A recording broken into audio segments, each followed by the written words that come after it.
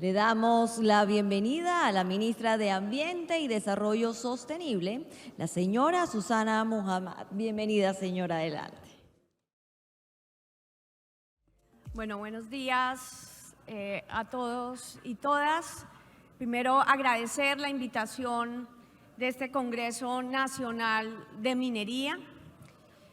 Y segundo, venimos acá y aprovechar no solamente este auditorio. Entendemos que está aquí reunido todo el sector mirando el presente y futuro del sector minero. Queremos aprovechar esta oportunidad para directamente explicar el decreto de reservas temporales que ha sido publicado y que ha recibido más de 400 comentarios, tanto del sector como de comunidades ambientalistas y actores que participan en la cadena de la minería. Y es importante esta socialización porque primero quiero decirles que estamos mirando cada uno de los comentarios con absoluta atención y rigor.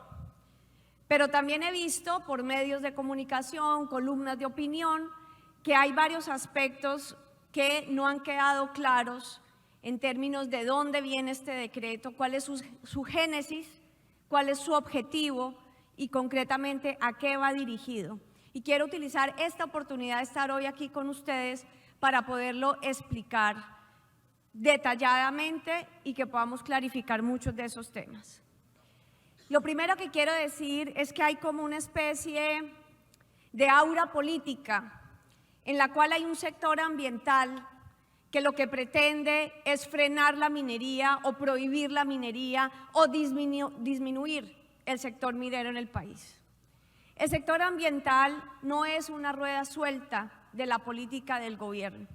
Y como lo dijo ayer claramente el ministro Andrés Camacho, lo que estamos buscando es una transformación hacia adelante de la minería en el país como sector productivo, en términos de que sea una minería estratégica. Esto significa que se pasa de un modelo con una visión de exportación y de extracción de minerales para la exportación a un modelo que privilegia la explotación de minerales para las cadenas productivas y el valor agregado de la reindustrialización y la transición energética. Esa minería debe además enmarcarse en un contexto de crisis climática que implica una detallada planificación conjunta del sector con el Estado para entender no solamente dónde no se puede hacer minería por determinantes ambientales, sino dónde sí la vamos a hacer y en qué condiciones sociales, ambientales y para qué propósitos estratégicos. No es una lógica de la minería como una actividad suelta del encadenamiento productivo del país, sino de la minería como un activo estratégico que debemos trabajar de forma conjunta y planificada. Si hay un tema del que adoleció desde el Código Minero del año 2001 hasta la fecha, tanto la acción del Estado, el marco regulatorio y la lógica de desarrollo de la actividad en el territorio, fue de una planificación concertada y de una planificación estratégica para propósitos de Estado.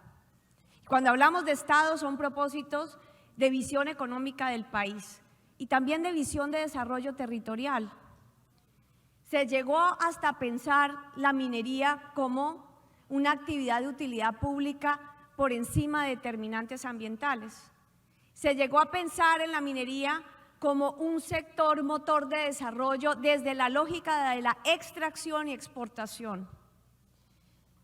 Pero no se logró concertar conjuntamente un proceso de desarrollo territorial.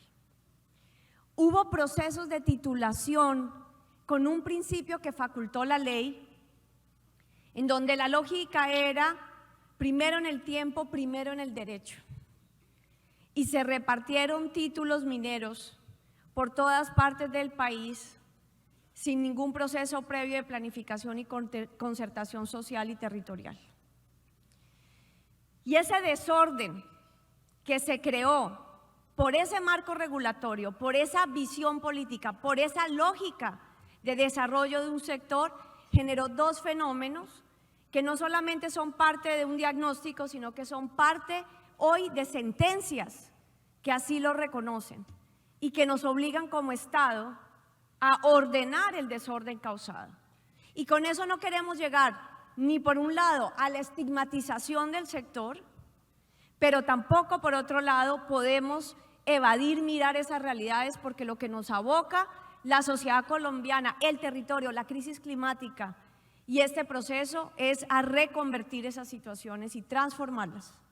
Pero para poder transformarlas tenemos que mirarlas y entenderlas y reconocerlas.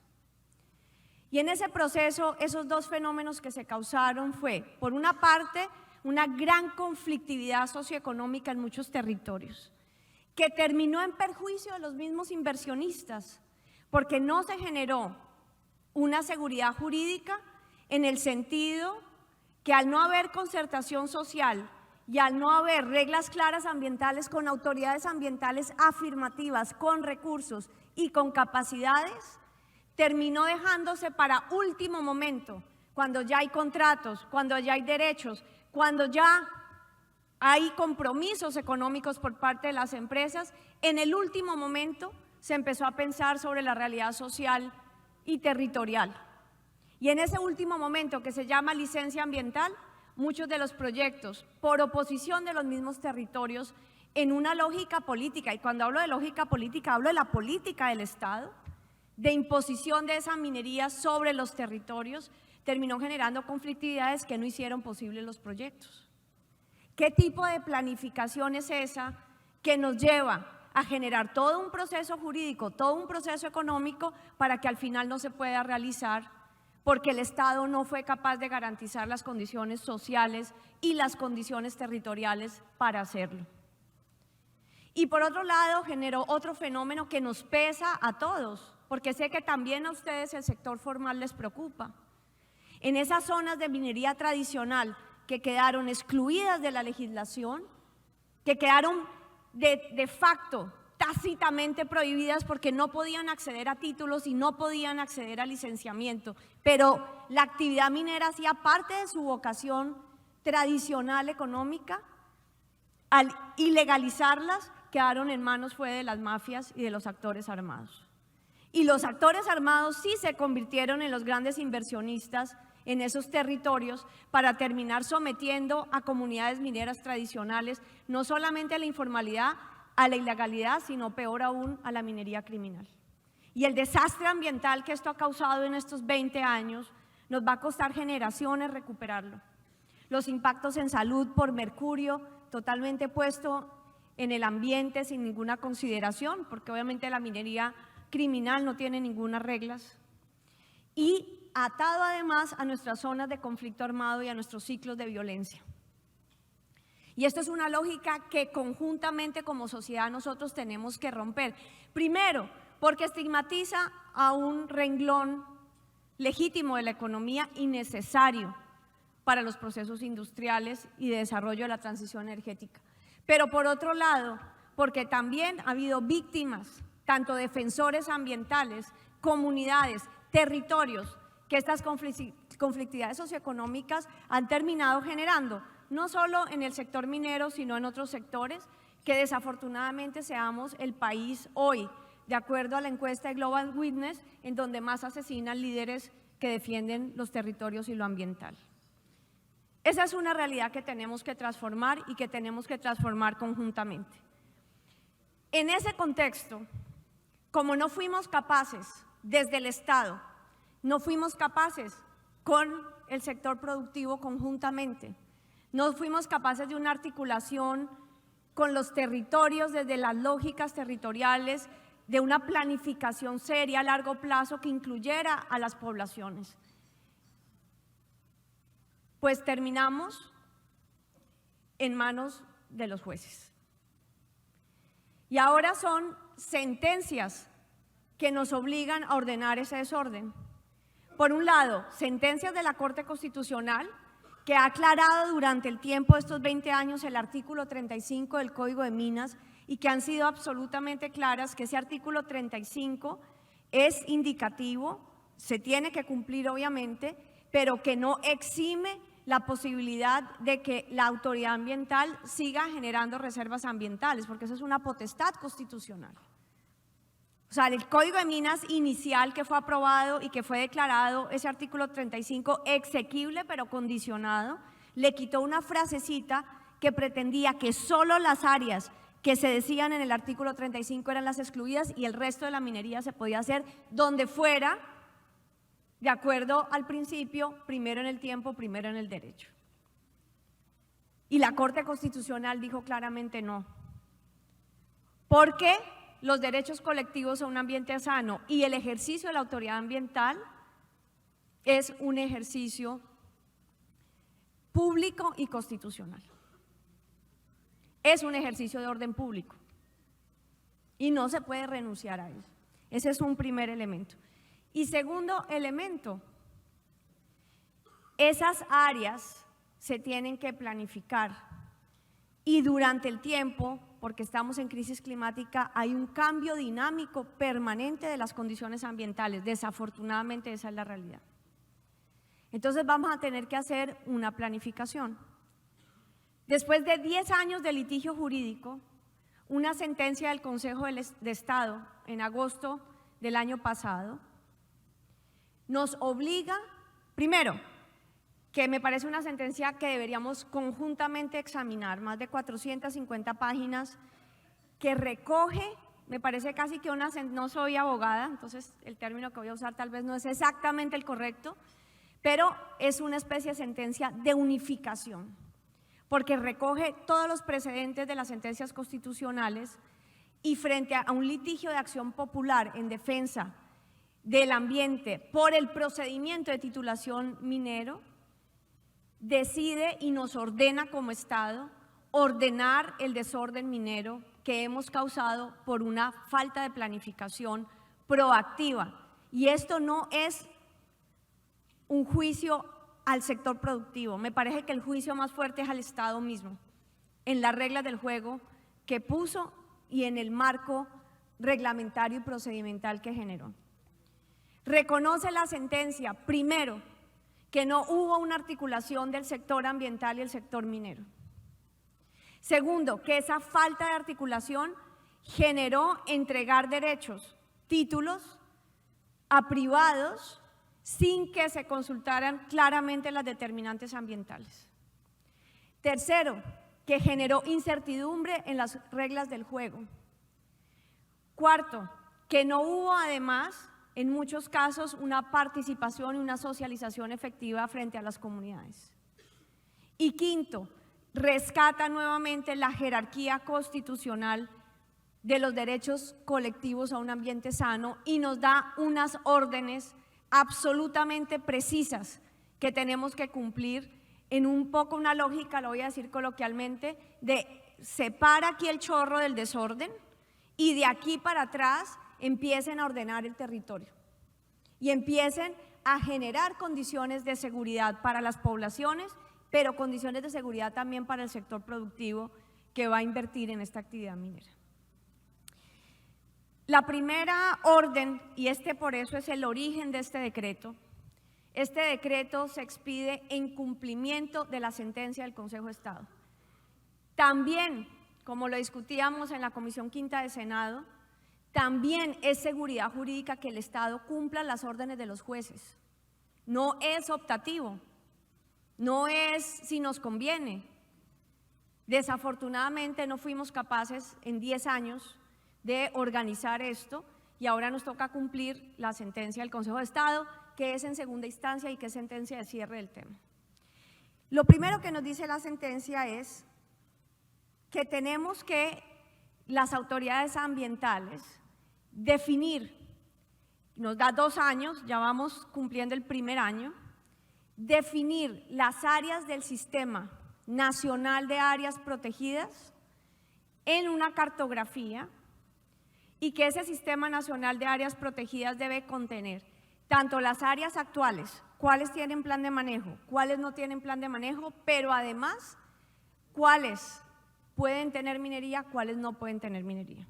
Y que esa cartografía se la tenemos que pasar a la información del sistema minero para que precisamente desde la autoridad minera haya esa coordinación. Lo primero que hizo fue suspender la entrega de títulos por 3 meses hasta que los dos sistemas, del sistema ambiental y el sistema minero, pudieran ponerse de acuerdo, y además exige hoy para la entrega de cualquier título una certificación de autoridad ambiental, que la localización del título no va a estar en un área donde hay un determinante ambiental en donde no se puede hacer.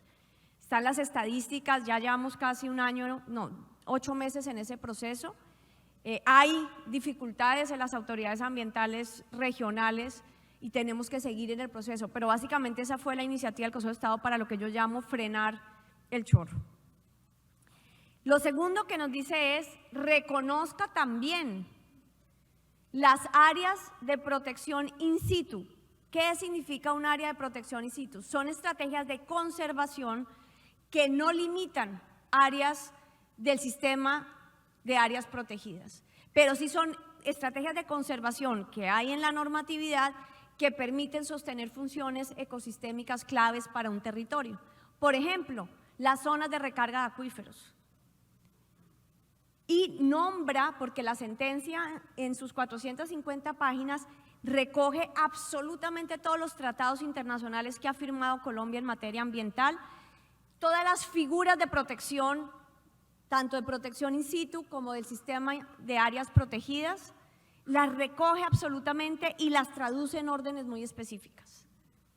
Eso es nacimientos de agua, zonas de recarga de acuíferos, reservas de la biosfera, corredores biológicos importantes que se hayan definido por parte de las autoridades ambientales. Y nos dice también que los reconozcamos. Pero posteriormente, y lo voy a leer textualmente, nos dice que con base en esos documentos, que nos da 2 años para publicar, pero 2 años es el tiempo máximo, ¿no? No es como el tiempo que tenemos que tomarnos, queremos ayudar a cumplir la sentencia. Nos da un tiempo para adoptar y elaborar mediante acto administrativo la cartografía de las áreas de protección, haciendo uso de la figura prevista en el artículo 47 del Código Nacional de Recursos Naturales y en el decreto 1374 del 2013, a efectos, ojo, estoy leyendo textualmente la sentencia, de prohibir en tales áreas el desarrollo de todo tipo de actividad minera hasta que exista certeza sobre la compatibilidad de esa labor en la zonificación de cada territorio protegido. Lo que nos está diciendo la sentencia es, en lógica amplia del mecanismo de precaución, no es un abuso del mecanismo de precaución, porque no es arbitrariamente en donde la autoridad ambiental se le ocurra, sino que está diciendo, identifique esas áreas y utilice el Código de Recursos Naturales. Código de Recursos Naturales que está en nuestra jurisdicción desde el año 1974. No son tampoco nuevas noticias. ¿Qué dice el artículo 47 del Código? Lo voy a leer textualmente también, Código de Recursos Naturales que rige mucho de la normatividad ambiental del país. Dice, sin perjuicio de derechos legítimamente adquiridos, y acá es muy importante este punto, no se van a afectar situaciones jurídicas consolidadas. No, eso está por fuera del derecho y nosotros no vamos a actuar por fuera del derecho. Sin perjuicio de derechos legítimamente adquiridos por terceros o de las normas especiales de este código, podrá declararse reservada una porción determinada o la totalidad de recursos naturales renovables de una región o zona cuando sea necesario para organizar o facilitar la prestación de un servicio público, adelantar programas de restauración, conservación o preservación de esos recursos y del ambiente, o cuando el Estado resuelva explotarlos. Mientras la reserva esté vigente, los bienes afectados quedarán excluidos de concesión o autorización de uso de particulares. Ese es el artículo 47 que nos obliga a la sentencia a aplicar. Y la figura del 1374 del 2013, que es la primera vez, tampoco estamos aplicando una figura que no se haya aplicado antes. La figura del 1374 del 2013, decreto del gobierno de Juan Manuel Santos, generaba la declaratoria de reservas temporales para áreas protegidas del Sistema Nacional de Áreas Protegidas. ¿Qué es lo que implica esto? Que eso saca ese territorio específico de precisamente la titulación, la concesión y la explotación.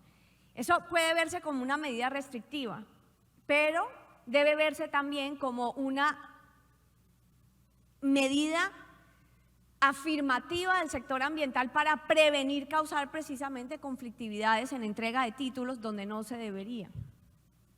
Ahora, hay otra pregunta que ha surgido en el debate. ¿Es este decreto un decreto de aplicación universal, irrestricta, sin límites, que va a ir a prohibir la minería por todos los territorios? No. El decreto es simplemente la sombrilla para generar los lineamientos. Además es firmado por el ministro de Minas y Energía, la ministra de Ambiente y el presidente, porque es una articulación sectorial de ordenación del territorio. Pero el decreto solo genera los lineamientos y nos genera claramente esa facultad, lo restablece.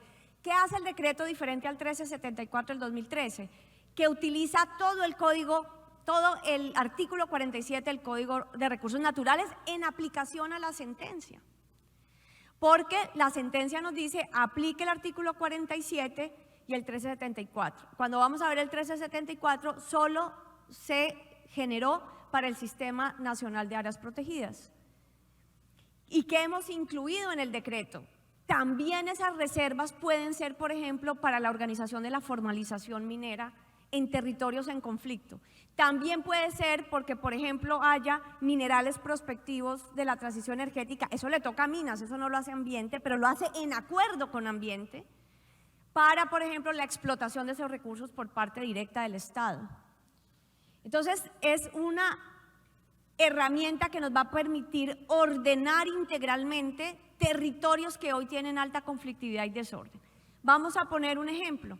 Un territorio donde hoy tengamos unos títulos mineros entregados que no tengan consolidación de derechos o situaciones jurídicas consolidadas, una minería informal, unas zonas ambientales que hay que proteger, un conflicto social con las comunidades, por ejemplo, campesinas, agrícolas o con el agua misma, que puede en este caso que estoy diciendo surtir acueductos. La reserva temporal nos permite un poco congelar la situación y sentarnos con los actores a planificar el territorio. ¿Cuál va a ser el polígono donde se permita la minería a cierta escala? ¿Cuál va a ser el polígono de formalización? ¿Cuáles son las áreas de protección del agua que no se tocan y no se van a tocar? En la aplicación del decreto hay otra pregunta que hemos recibido y ha sido la temporalidad. Y ahí tiene, digamos, razón el sector en decir, bueno, ustedes me van a empezar a congelar áreas y se van a quedar ahí años de años mientras ordenan. La sentencia nos ordena también que porque entonces, ojo, esta es la sombrilla. El decreto no es aplicable en ese momento. El decreto se aplica cuando empiezan a salir las resoluciones concretas para cada área, porque había otra pregunta, ¿dónde están los estudios técnicos que soportan este decreto? No, el decreto está en cumplimiento de la sentencia, genera la sombrilla jurídica, clarifica los aspectos del artículo 47, genera los lineamientos y criterios. Si vamos ya a actuar concretamente en un territorio, hay que sacar una resolución que tiene que estar sustentada en estudios técnicos, que si va a utilizar el principio de precaución, principio legítimo y base de la sentencia, lo tiene que utilizar con justificación y apego a la ley. La Corte Constitucional ha sido muy clara de cuáles son los criterios. Esto tiene jurisprudencia. Hay que aplicar la jurisprudencia y demostrar que el caso concreto donde se va a aplicar, se aplica el principio de precaución correctamente. Se sustenta esa reserva temporal, se sustenta el polígono, se hace participación en territorio sobre la medida, no son medidas arbitrarias. Se concerta porque la reserva temporal nos va a ayudar a ese ordenamiento, nos va a ayudar a poner reglas claras, nos va a ayudar a la concertación social y luego se saca la resolución. Esa resolución además tiene principio de legalidad, pero también tiene principio de recurrencia, tiene principio de demanda si hay actores que consideran que su justificación no está adecuada a la ley. O sea, estamos en el marco del Estado Social de Derecho. No hay un sector ambiental arbitrario que venga a imponer normas a rajatabla para arrasar con la minería en el país. Hay un sector ambiental en cumplimiento de una sentencia que está buscando ordenar el desorden que hemos causado y que está cumpliendo la norma. Ahora, cada una de esas resoluciones, por lo tanto, debe ser más bien un instrumento que sea visto por el sector como un proceso de solución de conflictividades que se han extendido en el tiempo y no se solucionan los problemas en el territorio. Vamos a darle cierre a situaciones territoriales para poder recuperar también confianza entre los territorios y el sector, para poder avanzar en la implementación de una política minera estratégica. Hay otra pregunta clave, dos preguntas, se me acabó el tiempo, pero voy a terminar con dos preguntas que hemos recibido en los comentarios. Una sobre la temporalidad. La sentencia nos obliga a que cada una de estas resoluciones o cada una de estas reservas temporales tenga un cronograma y un plan de trabajo de la zonificación, el ordenamiento y el propósito por el cual la declaramos. No podemos simplemente sacar resoluciones sin temporalidad. ¿Qué dice el decreto? Que cada una de las áreas tendrá su temporalidad porque las situaciones son diversas. Pero lo que debe tener la resolución es un cronograma claro de cumplimiento con responsabilidades del plan de zonificación. Esto también le da claridad a los actores de qué es lo que estamos haciendo. Es difícil sacar un cronograma de eso sin concertación en territorio. Significa que estas resoluciones van a tener que tener ya un proceso de acuerdo social base para avanzar. Y un segundo cuestionamiento que hemos recibido en los comentarios es por parte de los mineros que están en proceso de formalización. Hay un temor que la reserva vaya como a caerle a los polígonos de formalización.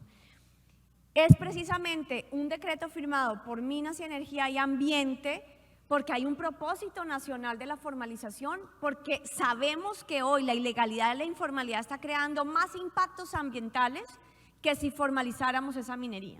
La formalización en muchos aspectos debería generar un menor impacto y eso lo tenemos que demostrar en territorio. Eso no es simplemente porque la gente se formalice, ya hay menor impacto. Eso tiene que ser demostrado. Lo estamos hablando, por ejemplo, con los mineros de California y de Betas alrededor de poner un sistema de monitoreo del agua que nos ayuda a demostrar que la formalización va a cuidar la cuenca que surte de agua a Bucaramanga. Entonces, las reservas, por eso también está incluido, puede incluir tanto la reserva ambiental como formalizar o poner los polígonos de formalización, pero en el marco de un ordenamiento territorial y ambiental claro. Y vamos a tener que manejar situaciones complejas porque esto no es un problema fácil en ninguno de los territorios. Y vamos a tener que ser creativos. Por eso no es una norma rajatabla estandarizada, sino que con base en los lineamientos, con base en la sentencia, con base en los criterios, cada territorio va a tener su resolución que adecúe las condiciones a esa situación. Y es un trabajo conjunto entre el sector minas y el sector ambiente. Es un poco la explicación del decreto, de dónde viene su fundamento, cuál es su propósito y su intención, cómo se va a operacionalizar y si da un paso adelante en buscar organizar el sector en cumplimiento de una sentencia. Termino diciendo y reafirmando el mensaje del ministro Camacho ayer, lo que nos interesa es una minería que se posicione como un sector estratégico para una transición climática y una transición energética que debe hacer el país.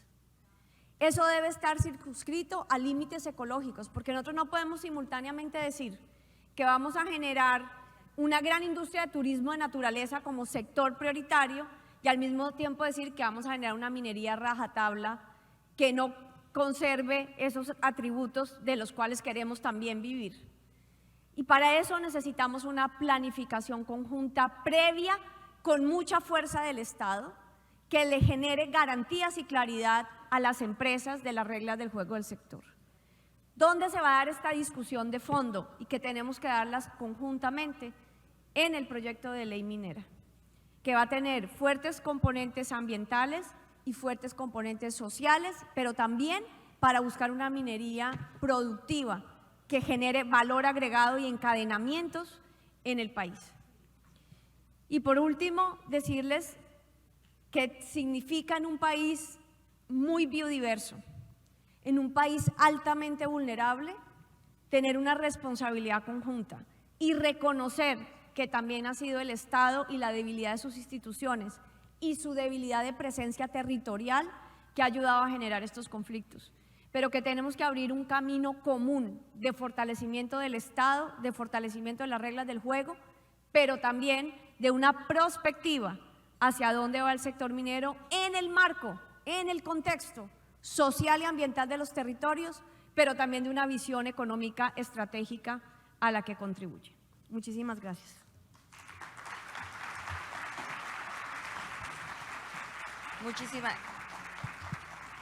Muchísimas gracias, señora ministra, por su intervención. Le pedimos, por favor, que nos acompañe a resolver algunas inquietudes del público. Voy a leerlas a continuación. Muchísimas gracias también por su participación.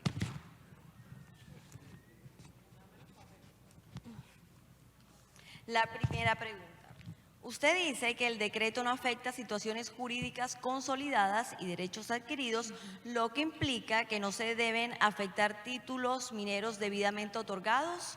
Sin embargo, de la lectura del decreto se interpreta que no se prorrogarán títulos que estén dentro de las áreas reservadas y no se otorgarán licencias ambientales. ¿Esto se va a modificar? Porque de lo contrario sí se estarían afectando dichos títulos. Es nuestra primera pregunta. Adelante, ministra. Muy bien, pues esto está claro en el marco jurídico. ¿Qué es una situación jurídica consolidada? Es en donde hay un título minero y una licencia ambiental. ¿Por qué? Porque la licencia ambiental se otorga si hay las condiciones de otorgar la licencia ambiental. La licencia ambiental no es una obligación porque se entregó un título. Y ahí tenemos una falla estructural de planificación. El gobierno nacional debería planificar las áreas que van a ser de minería previamente a otorgar títulos y posteriormente, con un acuerdo de planificación minero-ambiental, sí dar los espacios jurídicos a las empresas. Ese es precisamente el problema que generó el Código Minero con primero en el tiempo, primero en el derecho, que esta sentencia intenta resolver en un primer paso de cortísimo tiempo, generando un primer requisito que no es suficiente, pero por lo menos ayuda, y es que no se puedan expedir títulos sin el certificado ambiental previo, porque dejamos la planificación socioambiental solo para la licencia, que es el final del túnel. La licencia debería ser el momento en que uno ratifica si la forma como se concibe el proyecto cumple con los estándares y la normativa ambiental, pero no debe ser el proceso en donde terminamos no aceptando licencias porque no está en el sitio adecuado. Ahí hay una falla de origen y de planificación, que es precisamente lo que no contemplaba el procedimiento que desarrolló el Estado desde el Código Minero.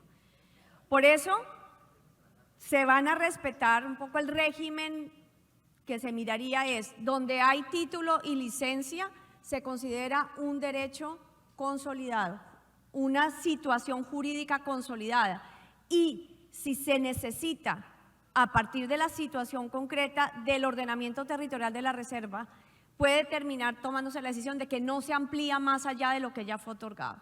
Esa puede ser una decisión. O sí, si se ve, por ejemplo, que podría beneficiar un proceso de formalización cuidando el agua, pero por eso la reserva temporal genera las condiciones de poder planificar. Sí, nos toca un poco retroactivamente porque no se hizo en un sistema estatal conjunto, pero lo que tratamos es de buscar el mayor equilibrio en cada situación. Ahora, segundo, si solamente hay un título minero y todavía no hay licencia, no se considera una situación jurídica consolidada.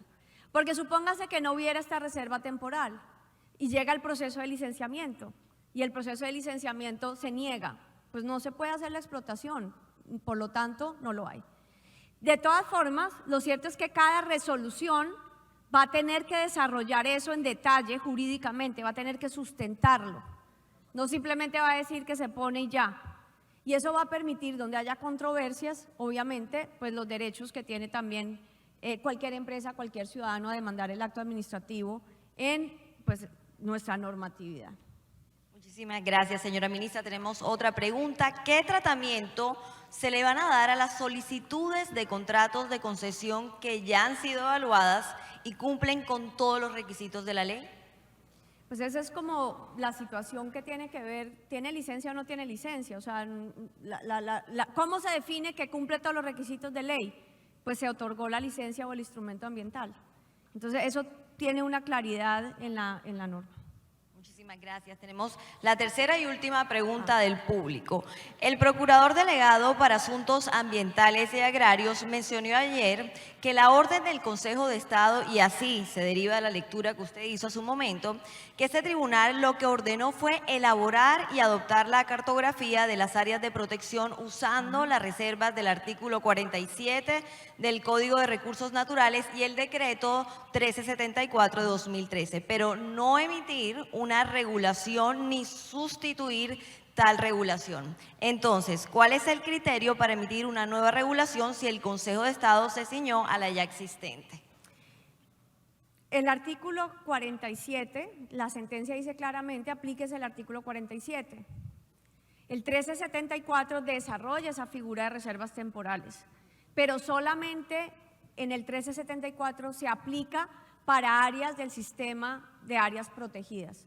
Por ejemplo, hay un COMPES de áreas protegidas que dice al 2030 tenemos que ampliar el número de áreas protegidas en tantas hectáreas. Ese es un COMPES que viene creo que es del año 2017 o 14. Ese COMPES proyecta áreas protegidas hacia el futuro y la reserva temporal sirve para precisamente sacar del ordenamiento jurídico temporalmente mientras se hace el proceso de declaratoria. Pero el artículo 47 es más amplio. Y nosotros lo que vimos es que nos servía también para el conflicto de formalización, por eso sacamos un nuevo decreto que incluye esos otros aspectos del 47 que no están en el 1374 y porque la misma sentencia también nos está ordenando mirar no solamente las áreas del Sistema Nacional de Áreas Protegidas, sino las estrategias de conservación in situ. Porque además también nos ordena tanto la sentencia como está en el artículo 47 que uno puede reservar áreas para la restauración ecológica. Esta discusión la tuvimos con el procurador en su despacho. Entonces él decía, si uno va a invertir, cada área de restauración ecológica puede costar entre 10 a 20 millones de pesos. Si como este gobierno queremos restaurar ecológicamente 750.000 hectáreas que suman más o menos 7 billones de pesos, eso es para que eso se sostenga en el tiempo. Yo no voy a restaurar ecológicamente para luego volver a abrir minería. O sea, yo podría también por eso reservar áreas para la restauración. Pero también podría reservar áreas, por ejemplo, para aplicar la nueva ley de pasivos ambientales, donde necesite recuperar un área, conservar un área. Estamos aplicando también eso. Entonces, sí, no nos estamos saliendo de la sentencia porque estamos aplicando el 47. El 1374 nos sirve para el sistema de áreas protegidas, pero el 1374 no incluyó los otros elementos que tiene el artículo 47 y que en estas situaciones conflictivas nos puede servir. Repito, para áreas de restauración ecológica, para áreas de recuperación ambiental, para áreas de formalización minera que necesitemos reservar, para áreas que de pronto quiera reservar el Estado para explotación misma del Estado, en la lógica, por ejemplo, de los minerales estratégicos de la transición. Entonces, lo que estamos haciendo es, con el decreto, ampliando el 1374 para incluir todo lo que dice el artículo 47 en la lógica de esta nueva perspectiva, tanto de ley minera como de protección y ordenamiento ambiental del territorio. Gracias.